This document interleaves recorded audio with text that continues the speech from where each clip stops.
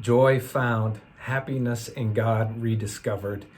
Those are good ways to describe what was happening in Reformation Europe during the 16th century. Jesus tells us two stories in Matthew chapter 13 that talk about the joy of those who find the kingdom of God. I'd like to read them for you. The kingdom of heaven is like treasure found in a field, which a man found and covered up. Then in his joy, he goes and sells all that he has and buys that field. Again, the kingdom of heaven is like a merchant in search of fine pearls, who, on finding one pearl of great value, went and sold all that he had and bought it. Both of those stories are about joy of finding treasure. Whether it's discovered in a field or bought in the marketplace, both stories illustrate how valuable the treasure was. Those seeking the treasures sold everything in order to acquire what they found. And in a sense, those parables represent the experience of Christians who lived during the time of the Reformation. They had rediscovered the exhilarating truth of the gospel. And I want to share this joy with you. We're going to explore the joy the Reformers discovered in the gospel of God. To help with this study, I highly recommend you get a copy of the booklet called Freedom Movement by Michael Reeves. It's a very brief introduction to the Reformation. It's easy to read and it makes important connections to our lives today. So here's an outline of this lesson for the Reformation.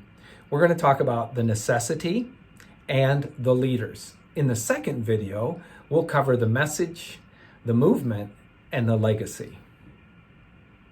So let's begin with the necessity of the Reformation. There's a saying that battles, kings, conquests, and empires all get forgotten in time. Good ideas don't. The Reformation was a revolution of religious ideas. This revolution of religious ideas occurred within the European church of the 16th century. The principles of the Reformation spread out from the church to impact the rest of society, transformed culture with the truth of the Bible, and is continuing with lasting effects today. At its core, the Reformation was the removal of the humanistic distortions which had entered the church. Three of those distortions were, first, the authority of the church was made equal to the Bible. Second, a strong element of human work was added to the work of Christ for salvation. And third, a synthesis between biblical teaching and pagan thought.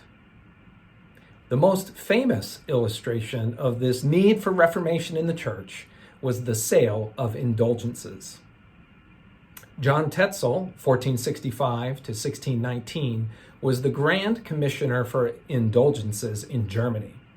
He was helping fund and build the new St. Peter's Basilica in Rome. The indulgences he sold to the German people granted a remission of temporal punishment due to sin, the guilt of which had been forgiven by the Pope and could be purchased for money.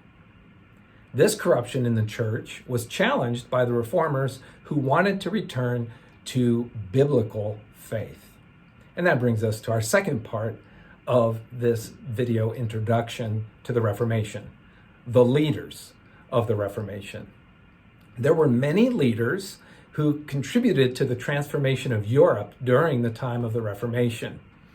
They led from many religious and secular places of influence in various countries over decades of time, and I'll highlight just 5 of these leaders. Most historians see 2 men who were technically not reformers, but they were heroes of the faith that the reformers looked up to.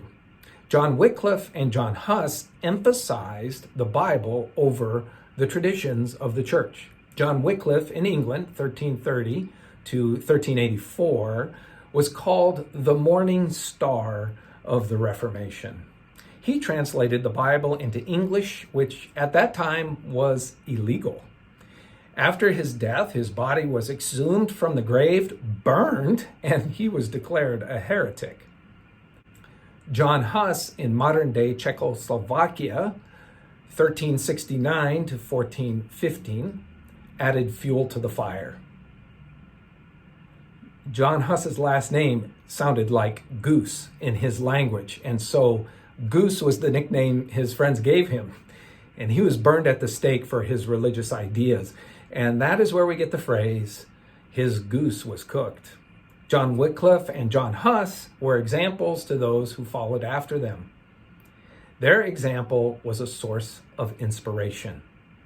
Martin Luther, 1483 to 1546, was a German monk who became the leading figure of the Reformation.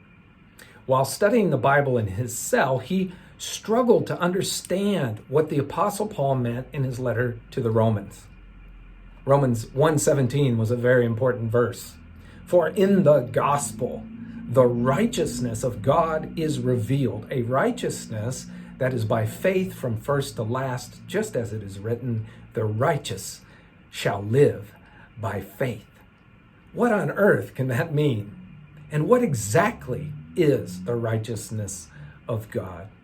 He came to discover that God gave his righteousness to people as a free gift to be received by faith in Jesus Christ alone.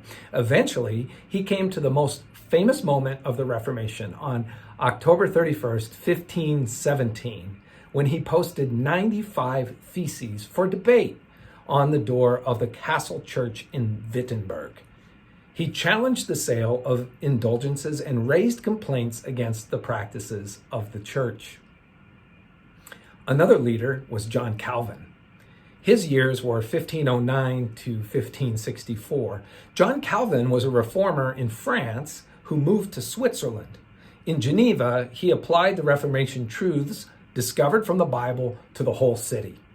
The theological works of John Calvin brought the Reformation approach to all of life.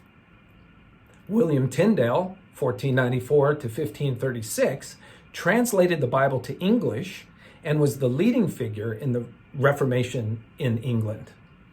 Wycliffe, Huss, Luther, Calvin, and Tyndale were leaders who spread the message of the Reformation across Europe.